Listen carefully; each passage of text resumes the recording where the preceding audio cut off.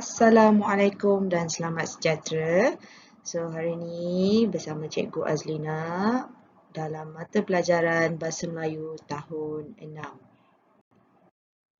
So, kita akan belajar tentang mendengar, memahami dan menyebut jenis ayat dan ragam ayat dengan struktur binaan ayat yang betul dan tepat.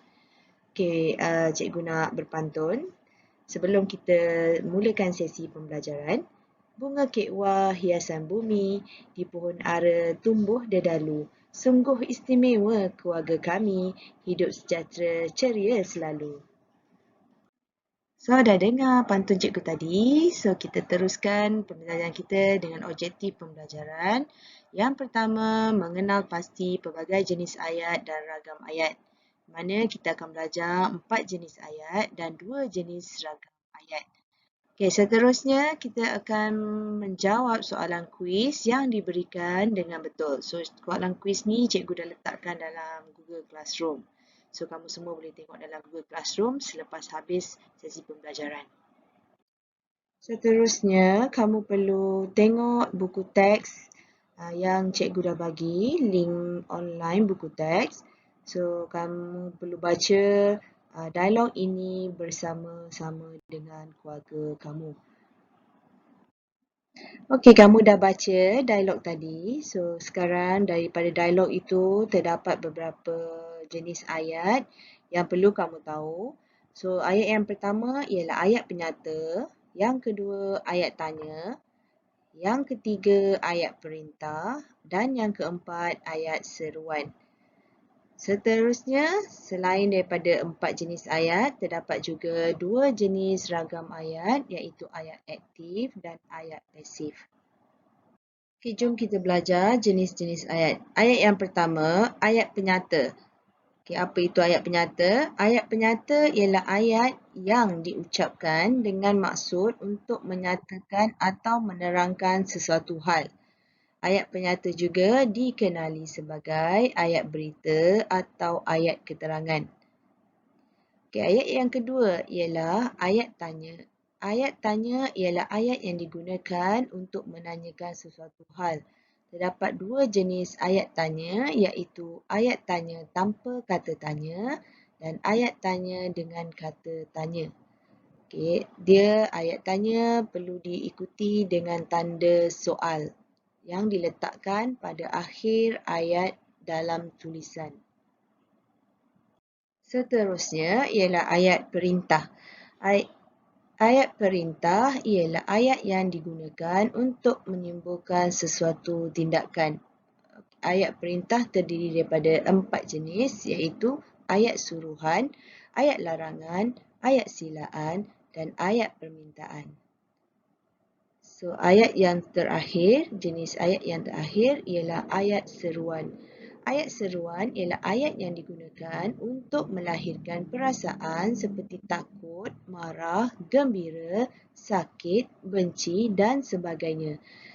Ayat seru diikuti dengan tanda perlu ada tanda seru biasanya diletakkan pada akhir ayat seruan. Ayat seruan didahului oleh kata seru seperti amboi, wah, oh, aduh, cis dan sebagainya.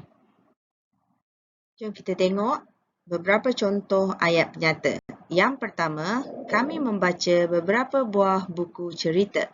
Yang kedua, Irfan sungguh pandai melukis. Yang ketiga, adik telah melukis 2 keping gambar.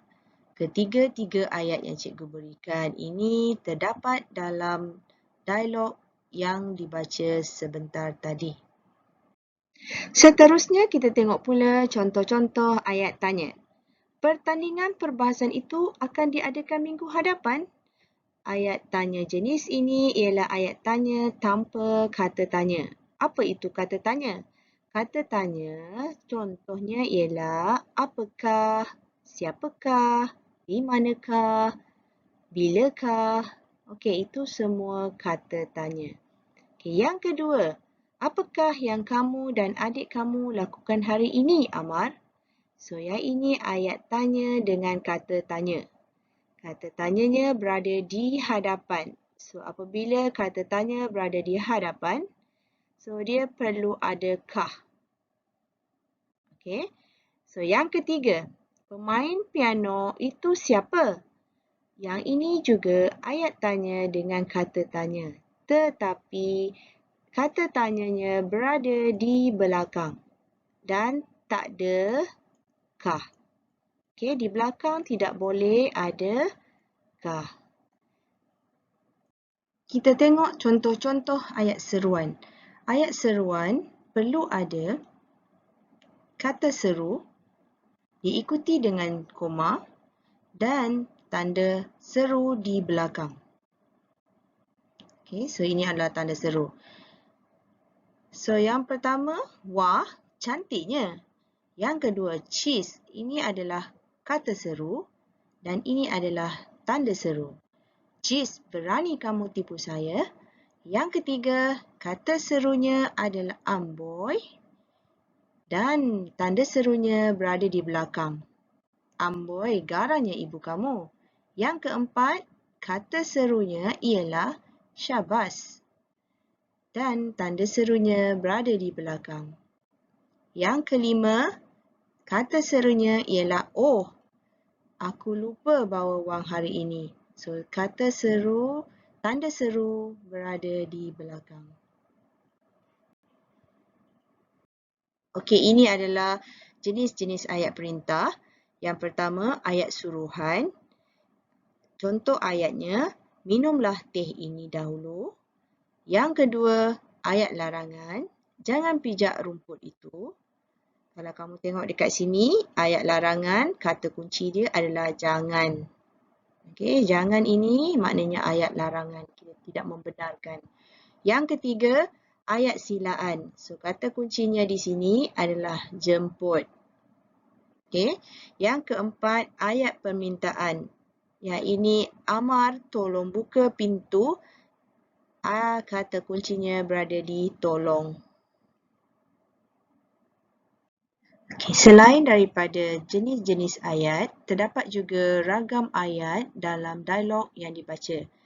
Untuk hari ini, cikgu memperkenalkan ragam ayat ni ada dua, iaitu ayat aktif. Ayat aktif ni ialah ayat yang mengandungi kata kerja yang mengutamakan subjek asal sebagai unsur yang diterangkan.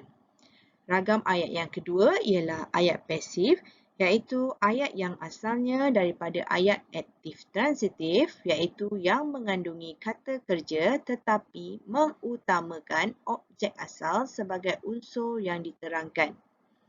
Pada hari ini, cikgu hanya memperkenalkan dahulu ragam ayat dan untuk secara lebih detail, lebih terperinci, kita akan belajar pada pembelajaran yang akan datang.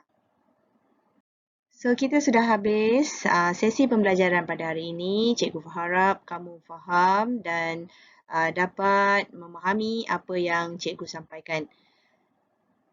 Cikgu ingin berpantun sekali lagi. Pagi-pagi pergi ke kota bersama Cik Da. Selesai sudah kelas kita. Semoga bertambah ilmu di dada. So, sekian, terima kasih. Semoga kita berjumpa lagi pada sesi pembelajaran yang akan datang.